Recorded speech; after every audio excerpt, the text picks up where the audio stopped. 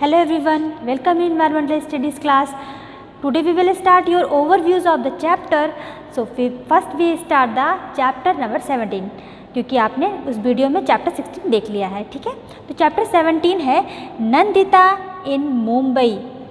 Nandita in Mumbai. Nandita पहली बार मुंबई आती है तो वहाँ की भीड़ भाड़ से वो घबरा जाती है। नंदिता देखती है कि अब मेरे मामा मुझे कैसे खोजेंगे। तभी अचानक उसे अपने मामा की आवाज़ आती है। नंदिता अपने मामा से मिलती है और अपनी मदर को ले करके वो मामा के पास जाती है। वो लोग एक छोटे से प्लेस में रहते हैं जो कि झोपड़ी में, और देखती है कि वहाँ पर पानी बहुत गंदा आता है। लोग एक ही कमरे में किचन और अपना बाथरूम, बेडरूम सब है। उसकी मामी दूसरी बिल्डिंग में वर्क करती हैं जो कि 14 फ्लोर का है और वो है बबलू का घर। वहाँ पे जब वो देखती है तो देखती है कि सारे रूम अलग अलग हैं, किचन अलग है, बेडरूम अलग है, बाथरूम अलग है, लेकिन वहाँ पर पानी वेस्ट हो रहा है। तो नंदिता को अच्छा नहीं लगता है क्योंकि वो हमेशा लाइन लगाती है, रोज़ सुबह 4 बजे उठती है, लाइन लगा करके पानी लेती है, तो वहाँ पे वो टैप बंद कर देती है। यहाँ पे नंदिता मुंबई क्यों गई है? नंदिता अपने मदर का ट्रीटमेंट कराने के लिए मुंबई गई है। वो अपने मदर का ट्रीटमेंट मुंबई में करा रही है और उसके साथ साथ वो अपने मामी की हेल्प करती है रोज़।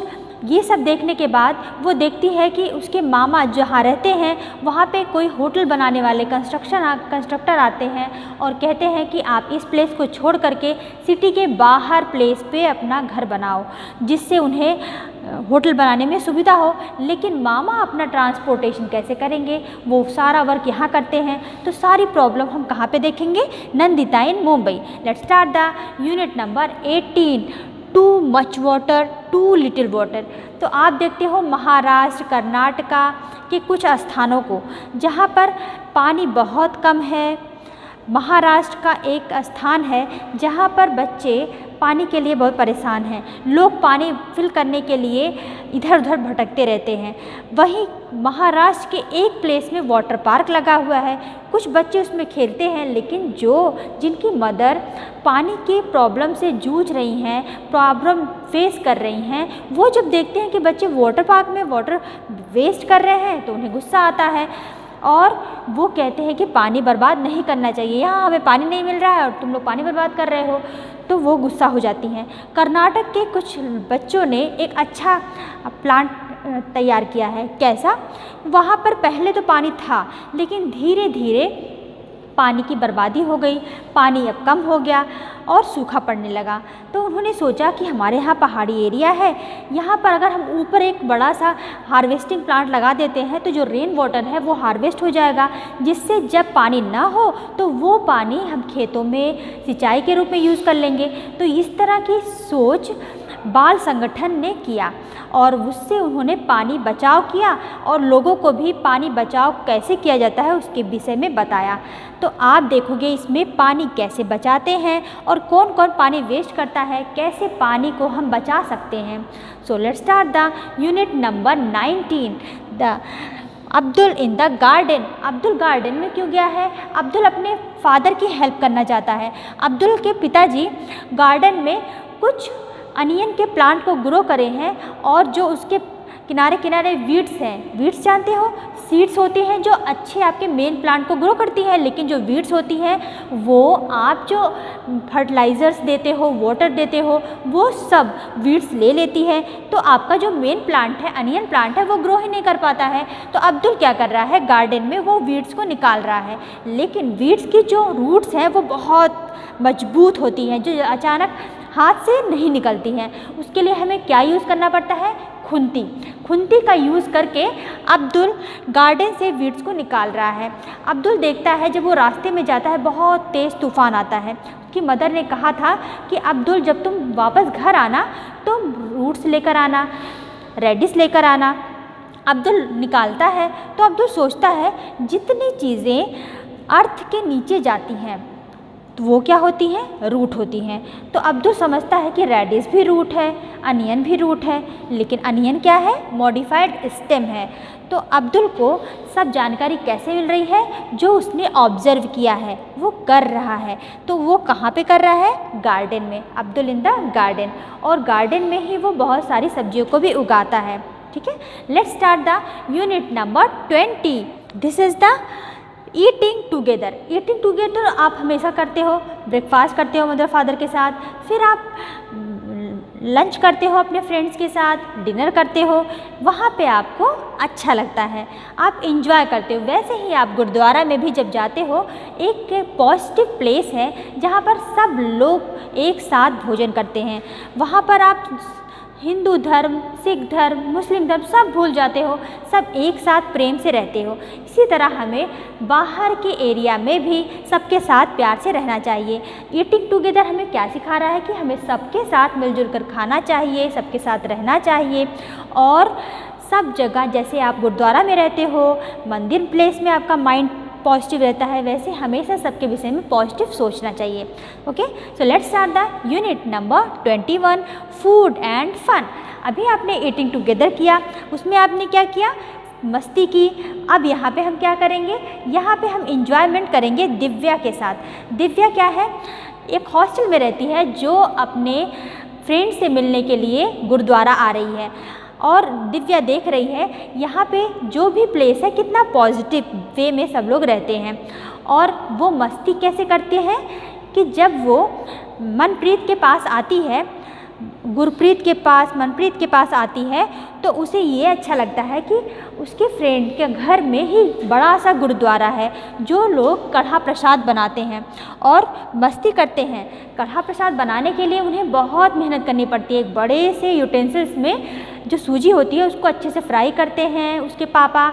इसके बाद उसमें कुछ मेवे डालते हैं, गरम वाटर, हॉट वाटर जो होता है उसे डालते हैं, उसमें चीनी डालते हैं और उस प्रसाद को बना देते हैं, जिसको आप हलवा कहते हो, उसी को वो लोग क्या बोलते हैं? कढ़ा प्रसाद बोलते हैं।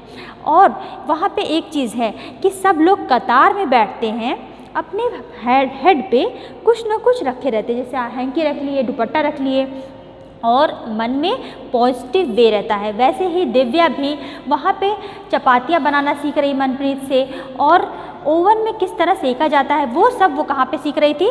फूड एंड फन में। दिव्या कह रही थी हॉस्टल में तो मैं रहती हूँ, लेकिन वहाँ का भोजन मुझे अच्छा नहीं लगता है, मुझे घर का ही भोजन अच्छा लगता है। लेकिन वहाँ हम लोग इंजॉयमेंट क्यों करते हैं? क्योंकि हम सब लोग साथ में रहते हैं, साथ में जो भी खाते हैं वो हमको अच्छा लगता है। लेकिन अगर कोई बच्चा अपने घर से हॉस्टल आता है तो सारे बच्चे उसके रूम में आ जाते हैं, क्योंकि वहाँ पे वो लोग फूड एंड फन करते हैं। सो let's start the unit number 22, the world in my home. इसमें आप क्या देख रहे हैं? पूरा विश्व ही हमारे घर में है। कैसे? आप देख रहे हो कि ये है ऐसा घर जहाँ पर मम्मी, आंटी वैसे तो दोस्त हैं, लेकिन उनकी जो प्रोग्रामिंग है, प्रोग्राम्स हैं वो अलग अलग हैं। किसी को दूसरा प्रोग्राम पसंद है टीवी में, किसी को दूसरा प्रोग्राम पसंद है, और किसी बच्चे को तो क्रिकेट पसंद है, लेकिन उसके फादर को क्या पसंद है? वो तो देखना चाहते हैं फुटबॉल मैच। अब सबको मजबूरी में फुटबॉल मैच देखना पड़ता है। ये तो स्टोरी हो गई एक घर की। दूसरे घर में देखते हैं हम, कुछ बच्चे ऐसे हैं कि बॉयज़ और गर्ल्स जब प्ले करते हैं बाहर, तो गर्ल्स को डर रहता है शाम हो गई हम घर चले जाएं, लेकिन वहीं पे उनके मदर फादर बॉयज़ को नहीं डांटते हैं। ये तो गलत बात है। सबके लिए सेम रूल होना चाहिए, चाहे वो बॉयज़ हो चाहे वो गर्ल्स हो। ओके, अब एक घर ऐसा है जहाँ पर बच्चे बीच में प्ले करने जाते हैं। वो क्या करते हैं? वहीं पे पिल्लू आंटी हैं, उनसे कहते हैं चलिए हम लोग आइसक्रीम खाते हैं। तो पिल्लू आंटी 7 बच्चों को साथ में लेकर बीच पे जाती हैं और उनको आइसक्रीम खरीदती हैं, लेकिन आइसक्रीम वाला उनसे केवल 5 आइसक्रीम का पैसा लेता है और 2 आइसक्रीम का भूल जाता है। लेकिन पिल्लू आंटी उनको सिखाती हैं कि हमें ईमानदारी से काम करना चाहिए। ये हम कहाँ सीखेंगे? The world in my home. Okay, so let's start the unit number 23, Pochampally. Pochampally क्या है? ये आपके आंध्र प्रदेश का एक बहुत फेमस डिजाइन है जो साड़ी बनाया जाता है इसी डिजाइन का, क्योंकि पोचमपल्ली साड़ी इतनी ज़्यादा विकसित हो चुकी है, पूरे वर्ल्ड में फेमस हो चुकी है। तो इसी पोचमपल्ली के नाम से उस गांव का भी नाम पोचमपल्ली पड़ गया है।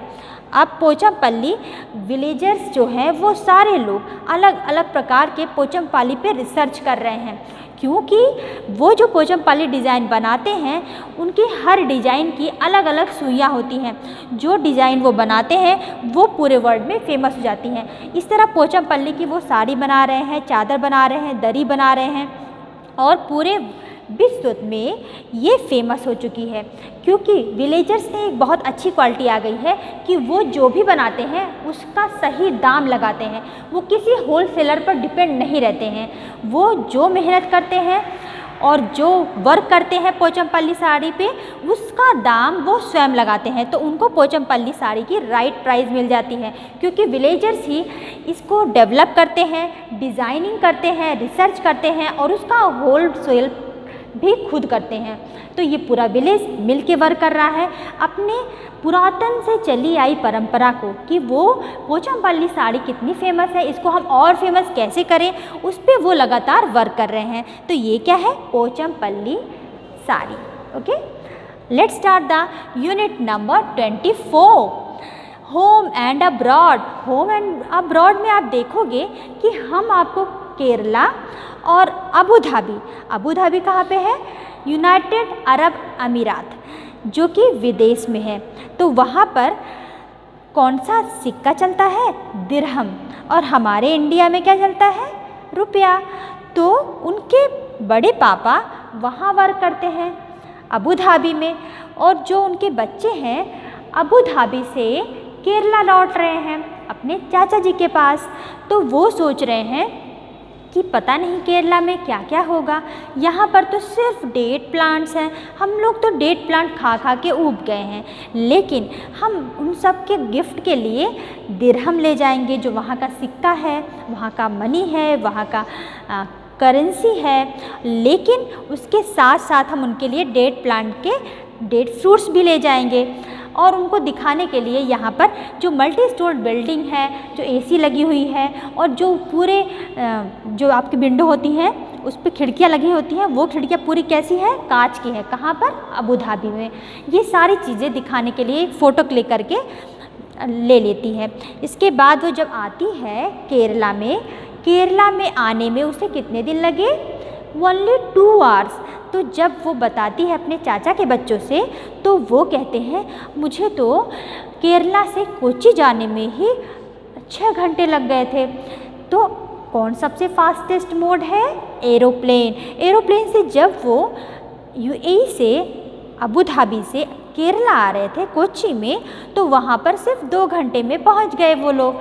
और उन्होंने क्या देखा, आसमान में, ज़मीन पे उन्हें कुछ ज़्यादा दिखाई नहीं दिया, उन्हें सिर्फ और सिर्फ सैंड क्लाउड्स दिख रहे थे, कभी ग्रीन, कभी येलो, कभी ब्राउन, कभी वाइट, इस तरह के क्लाउड दिख रहे थे। उन्हें कहीं भी प्लांट्स, हरे भरे प्लांट्स, नदियाँ, ये सब नहीं दिखी, क्योंकि वहाँ पर ज़मीन के नीचे क्या है, ऑयल है, पेट्रोल है, डीजल है, वाटर तो वहाँ है नहीं। तो वाटर उन्हें खरीदना पड़ता है। और हमारे यहाँ क्या है, कितनी सारी नदियाँ हैं, हरे भरे पेड़ हैं, कोकोनट ट्री, मैंगो, नीम ट्री, अलग अलग प्रकार के फ्रूट्स हैं, फ्लावर्स हैं। ये सारी चीज़ें वो लोग तो देख ही नहीं पाते। लेकिन जब वो केरला अपने चाचा के पास आई, तो वो लोग बरामदे में बैठे, बरामदे में उससे बहुत अच्छी अच्छी हवा आ रही थी, जो कभी भी उसने अबू धाबी में देखा ही नहीं था। उसे वहाँ बहुत अच्छा लगा और सबको गिफ्ट भी दिया। केरला में क्या क्या फेमस है, वहाँ पे कोकोनट ट्री है, कुंती पूजा नदी है, इस तरह के अनेक नदियाँ हैं। और वहाँ पर लोग क्या ज़्यादा बनाते हैं, इडली, डोसा, इस तरह फेमस डिशेज़ हैं। लेकिन वहाँ पर तो सिर्फ डेट प्लांट है। ये सारी चीज़ें आप कहाँ देख रहे हो, होम एंड अब्रॉड में। Let's start the unit number 25। ये है स्पाइसी रिडल्स। तो आपको बहुत अच्छा लगेगा जब आपको तीखी तीखी चीज़ आपको बहुत पसंद आती है। यस, हमें पता है, क्योंकि जब आप नूडल्स खाते हो, आप चाउमीन खाते हो, ये सारी चीज़ें डालते हो, लेकिन no, this is unhealthy food. आपको अच्छी अच्छी हेल्दी फूड्स खाना है। आपको पता है ये स्पाइसेस रिडल्स में कुछ मेडिसिनल प्लांट्स भी होते हैं, जैसे आपके अजवाइन, आपके हल्दी। जब आपको चोट लग जाती है तो आप किस चीज़ का ज़्यादा यूज़ करते हो? ऑयल लेते हो, उसमें टर्मरिक डालते हो और अनियन डाल करके लगा लेते हो, तो आपका घाव, दर्द ठीक हो जाता है। इस तरह आपके अगर दांत में दर्द होता है तो आप कौन से स्पाइसी रिडल्स यूज़ करते हो? यस, लौंग। उसको आप अपने दांतों में दबा लेते हो तो आपके दांत का दर्द ठीक हो जाता है। वैसे आपका दांत दर्द नहीं होना चाहिए, क्योंकि आप बच्चे हो, आपको अपने दांतों को खूब अच्छे से साफ़ करना चाहिए, ठीक है। और जब कभी आपको क्या होता है, जुकाम हो गया, कफिंग होने लगी, या आपके घर के फैमिली मेम्बर में किसी को कफिंग होने लगी, तो आप एक दवा दे सकते हो उनको, एक तुलसी की चाय बना सकते हो। तो ये क्या है? Medicinal value. ये सब हम कहाँ पे देखेंगे? स्पाइसी रिडल्स में। Okay, so let's start the next unit 26, defence officer Waheeda. Best chapter means Waheeda एक ऑफिसर हैं, medical officer in NDA navy में। वो सबसे पहले स्टार्टिंग लाइफ में स्कूलिंग अपनी गवर्नमेंट इंटर कॉलेज से करी है, वहीं पर हाई स्कूल किया, इंटर किया। उनके फादर थाना मंडी कहाँ पे है? जम्मू एंड कश्मीर में। जम्मू कश्मीर के जो थाना मंडी प्लेस है, वहाँ पे उनके दादा दादी, मम्मी पापा ये सब लोग रहते हैं। लेकिन वहीदा 3 सिस्टर हैं, वहीदा सबसे बड़ी हैं। उनके अंदर अलग वर्क करने का जज्बा है, वो खूब कड़ी मेहनत करती है, खूब कड़ी मेहनत करती हैं, और इंटर उन्होंने अच्छे नंबर से पास किया है। इसके बाद उन्होंने मेडिकल की प्रिपरेशन की और MBBS में उनका एडमिशन हो गया।